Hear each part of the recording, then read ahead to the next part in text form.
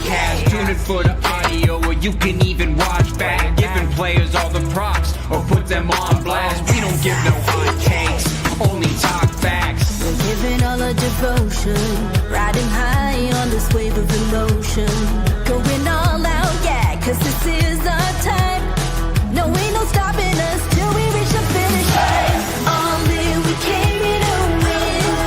We're gonna give everything. S-I-C-K on the run. S-I-C-K, sick. On fire, we're ready to fight. We'll bring the house down tonight. S-I-C-K on the run. S-I-C-K, sick. Play it on the car ride, play it when you lounge. X and O, you know that we can hold it down. Shout out to my man Sammy, got it off the ground. And to all the listeners tuned in right now, got debates, analysis, and speculation. This is sports talk for the new generation. You know where to find us, got a reputation. Sick Podcast, your #1 sports destination. Giving all our devotion, riding high on this wave of emotion. Going all out, yeah, cause this is our time. No, ain't no stopping us till we reach the finish line. All in, we came here to win. We're gonna give everything. S-I-C-K on the run. S-I-C-K, sick. On fire, we're ready to fight. We'll bring the house down tonight. S-I-C-K on the run. S-I-C-K, sick. S-I-C-K is the sickest podcast. Tune in for the audio, or you can even watch back. Giving players all the props, or put them on blast. We don't give no hot takes, only talk back. S-I-C-K, S-I-C-K, S-I-C-K, S-I-C-K, S-I-C-K, S-I-C-K, S-I-C-K. all in, we came here to win. We're gonna give everything. S-I-C-K on the run. S-I-C-K, sick. S-I-C-K is the sickest podcast. Tune in for the audio, or you can even watch back. Giving players all the props, or put them on blast. We don't give no hot takes, only talk facts. We're giving all our devotion, riding high on this wave of emotion. Going all out, yeah, cause this is our time. No, ain't no stopping us till we reach the finish line. All in, we came here to win. We're gonna give everything. S-I-C-K on the run. S-I-C-K, sick. On fire, we're ready to fight. We'll bring the house down tonight. S-I-C-K on the run. S-I-C-K, sick. Play it on the car ride, play it when you lounge. X and O, you know that we can hold it down. Shout out to my man Sammy, got it off the ground. And to all the listeners tuned in right now, got debates, analysis, and speculation. This is sports talk for the new generation. You know where to find us, got a reputation. Sick Podcast, your #1 sports destination. Giving all our devotion, riding high on this wave of emotion. Going all out, yeah, cause this is our time. No, ain't no stopping us till we reach the finish line. All in, we came here to win. We're gonna give everything. S-I-C-K on the run. S-I-C-K, sick. On fire, we're ready to fight. We'll bring the house down tonight. S-I-C-K on the run. S-I-C-K, sick. S-I-C-K is the sickest podcast. Tune in for the audio, or you can even watch back. Giving players all the props, or put them on blast. We don't give no hot takes, only talk back. S-I-C-K, S-I-C-K, S-I-C-K, S-I-C-K, S-I-C-K, S-I-C-K. Turn up your volume. Because you're about to listen to The Sick Podcast. The Eye Test with Pierre, McGuire, and Jimmy Murphy. The Stanley Cup winning Colorado Avalanche And after 22 years, Raymond Mark! The sickest NHL podcast. Brought to you by TCS Customs and Logistics. Moving pieces, delivering peace of mind. It's gonna be sick. And we got that camera turned off there. Apologies. And welcome to another edition of the Eye Test here in the Sick Podcast Network. Jimmy Murphy, Pierre McGuire on an on-campus Friday. Pierre, last week we were hoping to have Dartmouth head coach Reid Cashman join us, but he got caught in that storm that walloped us up in Montreal a couple days later. But we are going to have him shortly here on an on-campus Friday. We're excited for that. Pierre, how are you today, my friend? I'm excellent. I'm really glad we're going to be joined by Coach Cashman. He is a fantastic, not a little bit good, he's a fantastic coach. He's done an amazing job rebuilding that program at Dartmouth. It's going to be interesting to hear what he has to say about some of the things that are going to be faced by him and a lot of the other college coaches going forward with the new agreement between the CHL and the NCAA. But no, I'm doing great, and I'm excited, for the weekend of hockey. There's so much going on, Jimmy, with the NHL restarting, with huge college games in every league, not one or two, in every league. I'm going to be in Pittsburgh this entire week, starting tonight, Friday night, at Mary Lemieux's Fantasy Camp. So we'll get some really cool guests on next week, so I'm excited about that. And, I'm pumped to do this with Coach Cashman. Well, without further ado, let's get to head coach Reid Cashman of Dartmouth in the Big Green. How are you, Coach? I'm great. Thanks for having me. Our pleasure. Good to How have come you you. don't have any mittens or a hat on? It's cold up there. Oh, I'm from Minnesota. I know, Red Wing, Minnesota. He's used to this. Summer for him. The northern Minnesota guys, though, would say I'm soft because I'm from southern Minnesota, but still Minnesota. Good stuff, Coach. Well, we're glad you made it safe. I know the games didn't turn out the way you wanted last weekend, but that's behind you now. You're looking ahead to this weekend. You get some big games on cue. How's the team feeling? I think we're good. I mean, we've put ourselves in a position, to battle and, in our league top four, get a first round bye. So we're right in the mix for that. RPI Friday, then Union, which is who we're chasing on Saturday. Then we finish with Brown Yale, which we're right in the mix for the Ivy League championship as well. So really important 4 games and then trying to build to try to get back to Lake Placid and make some noise there. Coach, I was telling Jimmy about the work that you've done there before you even came on the air and how hard it's been, but how much fun you've had, I think, doing it. And you've actually turned the corner. And one of the things I find unbelievable is how you've turned the corner when, you look at Stevenson leaves, goes to the Washington Capitals, your old team. Then you lose Cooper Black, 2 elite goalies. You lose both of them. And you still got the team on track. It's amazing. The fact you went to the Final Four last year in the ECAC blew me away. How are you managing to do it? I know you got good players, but how are you managing to do it? Yeah, I think culture's the biggest thing.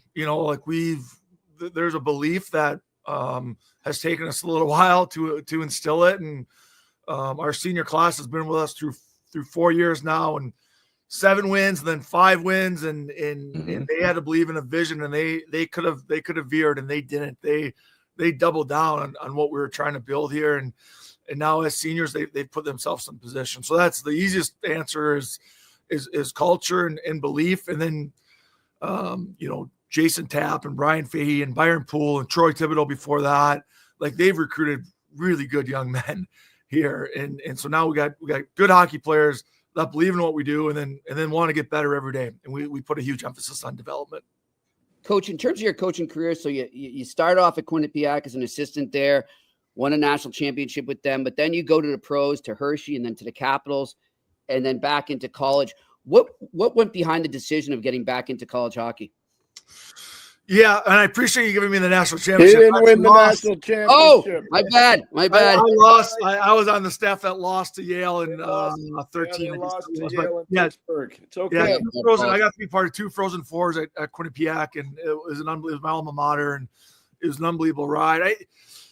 I can just quickly say it's gone through stages. Rand Pecknold gave me a job at Quinnipiac when I didn't know what I wanted to do after I played, and I fell in love with coaching. So I know if I lose my job here tomorrow, I'll coach high school hockey. I just know I'm going to be a coach the rest of my life. And then okay, I'd love to be a head coach at some point. And the Washington thing came really organically. I got an opportunity to go to pro hockey, and be in Hershey and learn in that organization, and then go to Washington for 2 years and do that.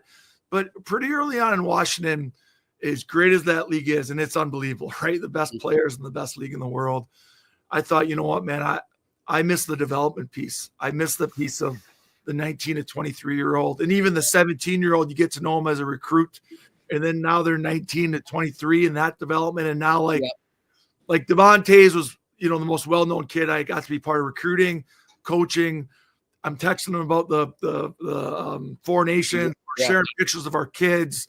It's just our relationship's so different, and we're 12 years into it. And so that was probably the biggest thing. Like I love the college game of the development component.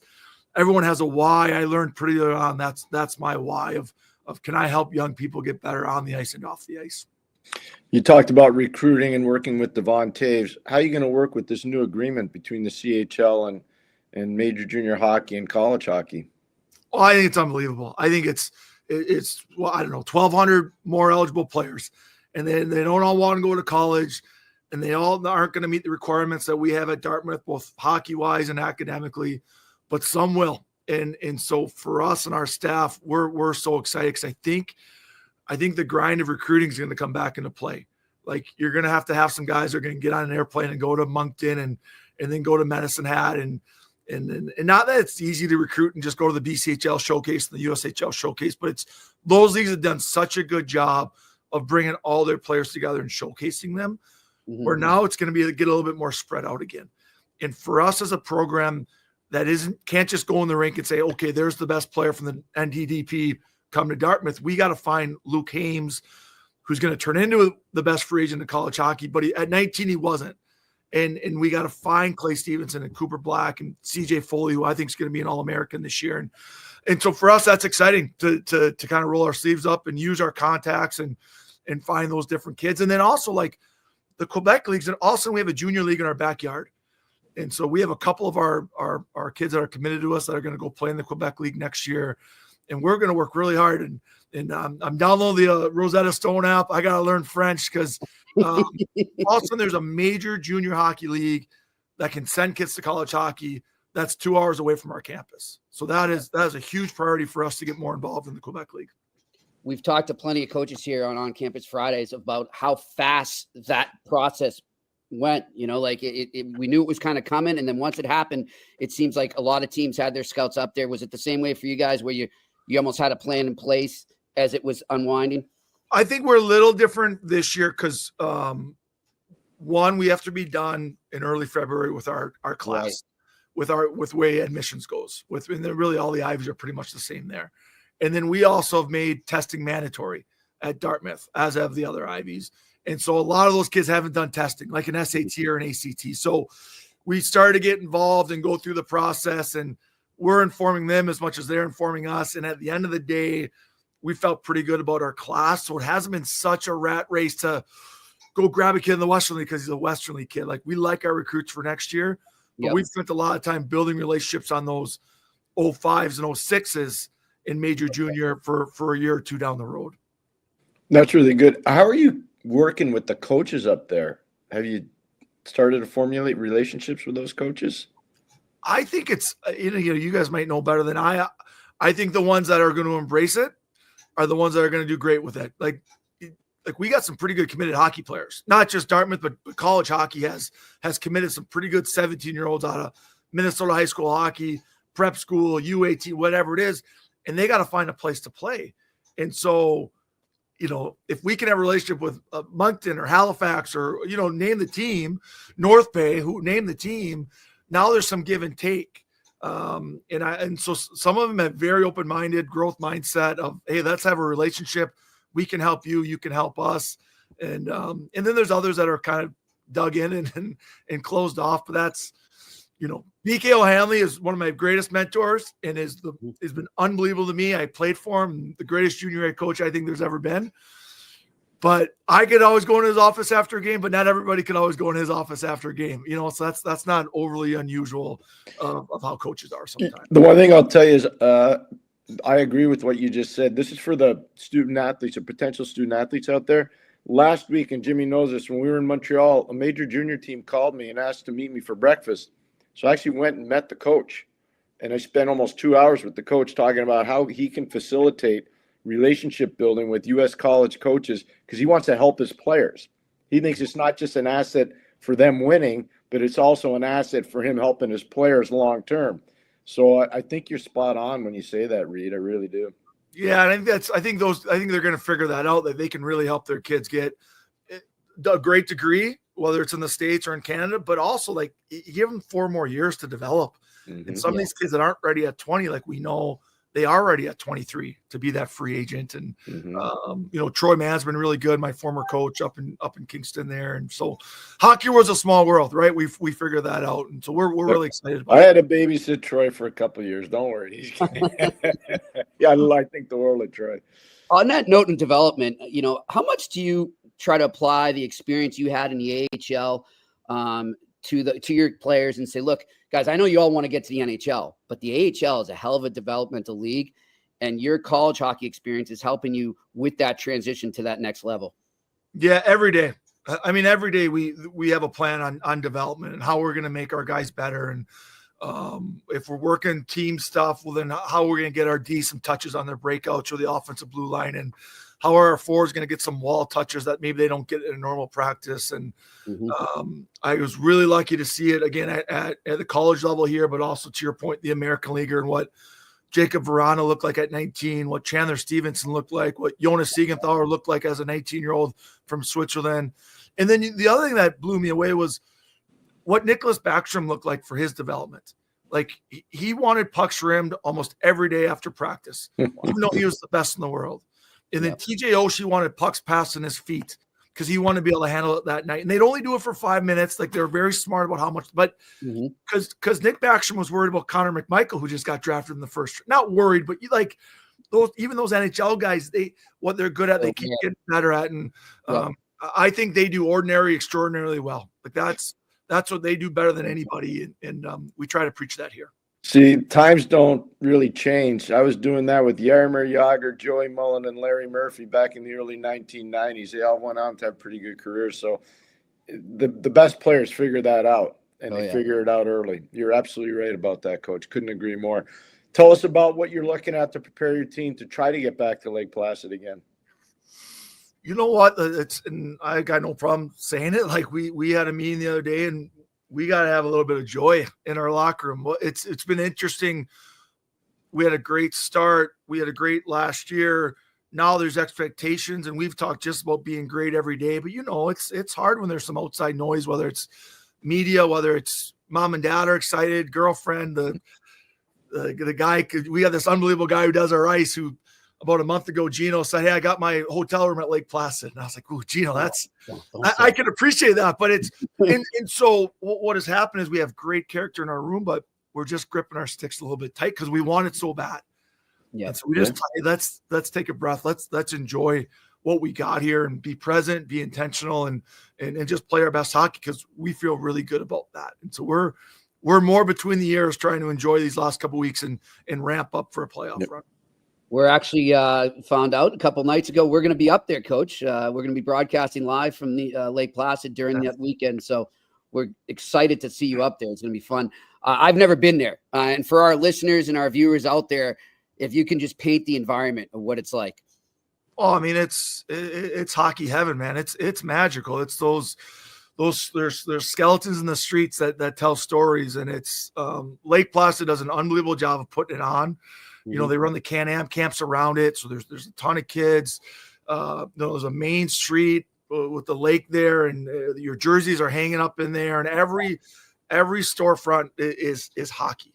And it's just doing unbelievable for 3 days. It's ECAC, and then they can weave in the 32 Olympics and the 80 Olympics and the ovals there. And for our league, because our geography is spread out a little bit, it's such a great place for our league to finish. And last year was the first time Dartmouth had been in a long time. I got to be there with Quinnipiac, but our guys, I don't think they were aware of how special it is. And it's got a hockey feel to it. It's great when it's snowing up there, and I think you're going to really enjoy it.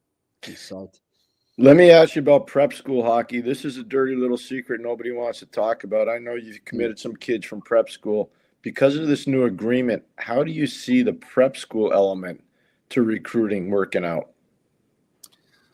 I guess I think there's going to be, I think there'll still be a place. Like there's still going to be players. Like I think the North American League is going to be fine. I think there's going to be, we're still going to find a top 4 defenseman who's a late bloomer in the North American League. I think those prep school kids there's still going to be some families that value what that environment brings, what Belmont Hill brings, what Brunswick brings, what Avon brings, there's value in that, not just the development of the hockey player, but of the person. And so there's going to be good players there. And again, the coaches and the schools that make it a priority and adapt, I think are still going to do great. Every 15-year-old in America isn't just going to go leave to play major junior. There's a whole bunch of Canadian kids that are going to play in those spots too. So I think it'll take 2 to 3 years in my mind to kind of reshuffle and sort itself out. But all the same leagues I think are still going to have the same players. Now I think some of the high-end Americans are going to maybe leave a year early. That's what I think. I think that kid that might stay his senior year might now go major junior his senior year, but it'll be interesting. But I still think there's a great market. Same thing for Minnesota high school hockey. Like those kids are still going to stay. There's still a great market for that. And I don't think it's going to be this crazy shift. It's just going to be, it's going to look a little different. Hey, Jimmy, just to back the coach up on something, 2 weeks ago, on a Saturday when most people were probably home chilling out, he was at a prep school game watching Rivers play Belmont Hill. I saw him in there. He was freezing his butt off. He wasn't really from Minnesota. I was there with nothing on. I was wearing shorts and a T-shirt. Yeah, he left me after the first period. I saw him in the warming area for the second period. Yeah. Don't let him fool you. He wasn't down in the glass. Is that why you had a cold 2 days later, Pierre? No. He was eating those chocolate chip cookies in the warming area. Oh, you got that right, Coach. You're on to me. Nice stuff. Good stuff. Well, Coach, listen, we totally appreciate you taking the time. We're glad we finally were able to make it happen, and it's good to talk to you. We wish you the best of luck, and we'll definitely want to maybe get you on while we're up in Lake Placid. Well, no, we are going to get him on. That being said, keep up the good work. You've done an amazing job up there, Reid. Really, you have. Thanks, guys. I appreciate your time. This was Take care. awesome. Thank you. All right. Dartmouth head coach Reid Cashman joining us here on the eye test on the Sick Podcast Network on an on-campus Friday. And, Pierre, I love that he has that experience from the AHL and the NHL to apply to what he's showing these kids, because you always stress this on our show, and you've been doing it well before anyone else was saying, is that college hockey, with the way things are going now, is much more of a developmental league for the pros. It is. As the maturity of the body, the mind, and everything. And for him to now be able to apply what he saw firsthand as a coach in the AHL and NHL, it's got to help his players for sure. Oh, I couldn't agree with you more, Jimmy. That's really perfectly said. Here's the thing. He's got a distinct advantage. He played in the American League, played in the East Coast Hockey League. He's an All-American in college. So he's seen this different array of development. Obviously played in the USHL. He talked about P.K. O'Hanley, who's a good friend of mine, who was a legendary coach with Waterloo Blackhawks. So he's got this array. And if I were an athletic director trying to hire a coach, the similarities between Reid Cashman and Greg Carvel are unbelievable. Both guys were really good players. You do not practice this. That's where I was going next. Yeah. So Carvel's the same. So NHL experience, pro playing experience in Europe, developmental experience, starting at a smaller college, working up. Like, this all matters. And Greg saw what we did. Like, when he was a young player at St. Lawrence, what we did with Daniel LaPerriere, what we did with Marty Lacroix, what we did with Eric Lacroix, what we did with Joey Day, what we did with Jamie Baker.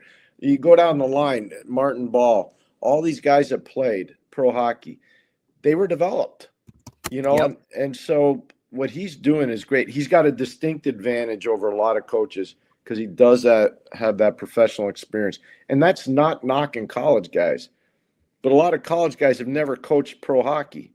So you play maybe 30 to 40 games in a college season, depending on what league you're in and what team you are. That's not even half a season in pro hockey. Yeah. So if you coach 5 years of pro hockey, that's like coaching 20 years of college hockey. And so you have massive, massive experience differences. Massive. Yeah, and it's we don't rehearse this, but I was going to go to Greg Carville, and I sent you that quote he had last night or 2 nights ago, and it was amazing. Where he said, somebody asked him, "What about pros? Do you think you're going to end up there?" And he said, I have this nightmare all the time that I do take a job in the pros, and I regret going there. And every time I wake up, I'm so happy I'm still here in Amherst because I love this job. I love developing kids. And when he talked about that, I thought immediately of that quote there. And similarities with those. Well, Greg, as you know, Greg's special Mhm. in a lot of ways. Highly cerebral, very well trained, longtime assistant to Mike Babcock. People forget that. Longtime assistant to the late Brian Murray, a very good hockey man. Brian Murray was a really good hockey man. So Greg got a lot of experience, and he played for Joe Marsh, in my opinion, is one of the all-time greatest coaches that ever worked in college hockey. I had an amazing honor to work for him for 2 years before I went to the NHL. So Greg's been well mentored too. Is he good enough to coach in the NHL? He is, just like I think David Carl is at Denver, just like I think Scotty Sandlin is at Minnesota Duluth, just like I think, Greg Brown is at BC, and just like I think Jay Pandolfo is, just like I think Ben Barr potentially could be. There are a lot of guys who are going to have a chance to move on if they choose to. My only counsel to all these guys, the grass isn't always greener. Just going to say that, Pierre. The grass is not always greener. And I've lived that part of it. And, if I had to do one thing over again, I wouldn't have left Pittsburgh. Mm-hmm. But I did. Yep. So you got to figure out how you're going to overcome that. I had an amazing situation in Pittsburgh and just chose to go somewhere else because we had won 2 cups. There was not much more for me to do there. Yeah. Given your college experience too, and how much today would you love to be part of building a college program, just with everything at your fingertips that you have now, and just the advent of it in terms of the grand hockey scale? It'd be huge. I would love to do something like that because I think you could help a lot of people. Yeah. When you're younger, you don't think you'll ever think this way. But when you get older and you see, okay, I've done this, I've done that, I've been fortunate here, I've been kicked in the derriere there. Like, there's so many different things that happen if you stay in it long enough, you're going to experience a lot of different things. Yeah.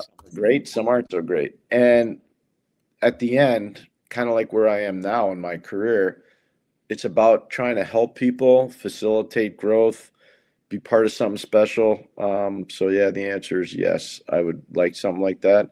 It's one of the reasons why I went to work in Ottawa.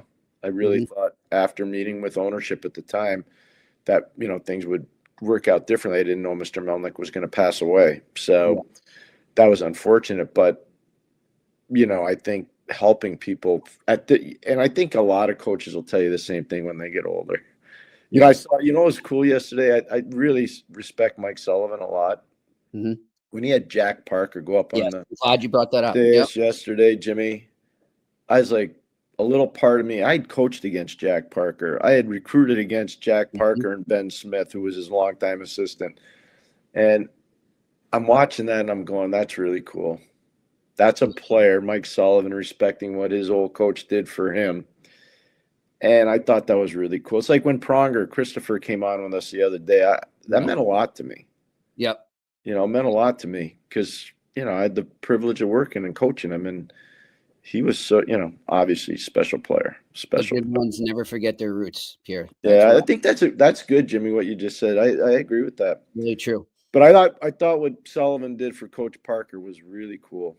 Yeah. Really cool. And man, is there a BU presence in this the Four Nations face-off for sure. Pierre, let's go to our sponsors and then we'll segue into some games this weekend in the college hockey world. Let me tell you about TCS Customs and Logistics. Unlock the full potential of your shipping operation with TCS Customs and Logistics. From around the corner to around the world, flatbeds to air freight, customs clearance to drawback consulting. TCS is a one-stop shop for all things transport, moving pieces and delivering a peace of mind. For no obligation customs or freight quote, contact sickpodcast@shiptcs.com. Again, that is sickpodcast@shiptcs.com. All right, let's get over to Betway right now. You can still go all the way with Betway and get a free bet up to $200 if your first bet loses. Scan that QR code right in front of you on the screen or click on the link in the details section to create an account and redeem your welcome offer. The offer is available for new customers. Terms and conditions apply. It is not available in Ontario. You must be 18 plus and always play responsibly. Let's go to my sick pick of the night. It's time for Sick Picks. Brought to you by Betway. All right, I got two underdogs I'm liking in the college hockey world tonight, Pierre. I love UConn at home against UMaine. They are at plus 124 on the money line, as we've discussed many times, and we've had head coach Mike Cavanaugh on, and also Ben Barr from Maine. But this is a team that plays with a great identity. They're tough at home. I like them to take that one. And then I'm looking at a road team about an hour later out there in Minnesota. Ohio State travels to Minnesota. They are plus 170 underdogs. Pierre, you have already said it numerous times. Do not sleep on Ohio State. So I'm urging our hockey bettors out there to not do that. So go there right now to Betway. You can get them at plus 170 on the money line. Pierre, what is some other game? I mean, obviously you'll be looking at Northeastern BU, but some other big games that you were checking out this week. I think in all the leagues, all big, I should say. they're all big now. But one of the biggest things that's happening this weekend, Jimmy, is it's the last regular season game on Saturday night for Mike Schaefer at Cornell. 30 years as a head coach. He was an assistant before that. He was a player before that. I did a show yesterday for the ECAC that should be up on their link pretty soon. And I encourage everybody, if you're a fan of college hockey or a fan of Cornell in particular, or the ECAC, to go watch it. So Mike's last game in the regular season is Saturday night versus St. Lawrence. And, I coached against Mike. I recruited against Mike. He's a tough guy. He's a really tough guy, let me tell you. He's had an amazingly distinguished career, amazingly distinguished. And if you get a chance to see the thing that I was fortunate enough to be part of yesterday, listen to Morgan Barron, who plays for the Winnipeg Jets, and listen to Joe Nieuwendyk, who obviously one of the best players in the last 30 years in the National Hockey League. Listen to Ben Sire, who's the head coach at Princeton, or listen to Brent Brecky, who's the head coach at St. Lawrence, who both of those guys worked for Mike. It's an amazing testimonial from all four of those guys about what a person Mike Schaefer is, and very misunderstood. There's a little John Tortorella in Mike Schaefer. Okay. Very misunderstood. And Nieuwendyk and Barron in particular, because they're guys that played with Mike. One played with Mike. The other one played for Mike. You hear them talk. It's really cool. Yeah. It was really good. I'm going to watch that this weekend for sure. And as you told me, Mike was pretty moved as well. And usually he's not one of those guys, but you can understand that. Well, cool. Congratulations to Mike on a great career there. Yeah. Much appreciated. One of the greats of the last 30 years, like you said, or 20 years. I mean, Pierre, I just remember getting into college hockey, and just as I started when I was watching and working in it at UMass, and his name's been synonymous there for so long. It's making me feel old when these guys start to retire, Pierre. I know you must say, you're like, yeah, well, try being me, but. Well, no, when it got to me, this is a good story. I was doing a game, I think it was Pittsburgh versus New York, long time ago. And Philip Samuelson, Ulfie's son, was playing his first NHL game. Oh, geez. I'm going, that can't be. Like, I remember when the kid was running around in our dressing room picking up pieces of gum. You know what I mean? And there he is playing an NHL game, and I'm broadcasting. And I'm like, oh boy, that's getting old. But no, I saw Mike yesterday when we were doing the show, and I just remember being on the prairie. Back in those days, guys didn't travel, the way they do now. Right. It was a grind. I like what Reid said, by the way, Coach Cashman. He said, it's going to get back to old school recruiting. You're going to have to grind. We didn't have showcases to go to back then. You could be in North Battleford, Saskatchewan one night, or Weyburn, Saskatchewan the next, or drive over to Flin Flon up in Manitoba, which would be like 12 hours driving. You know what I mean? Yeah. You were grinding if you wanted to try to recruit those players. He just talked about, I heard him say North Bay. I don't know if Coach Cashman's been up to North Bay or not, but it's not around the corner from Hanover, New Hampshire. I can tell you that right now. Yeah, exactly. You try driving there in the winter. It's not a walk in the park. Yep. You go up to Rouyn-Noranda, you go up to Val-d'Or, you go out to the east, you go to Moncton, you go to Fredericton, you go to Cape Breton where Sydney is. Jimmy, I used to do all that stuff, and I'm just telling you, like, guys were really grinding. Mike was one of the guys that really had to grind.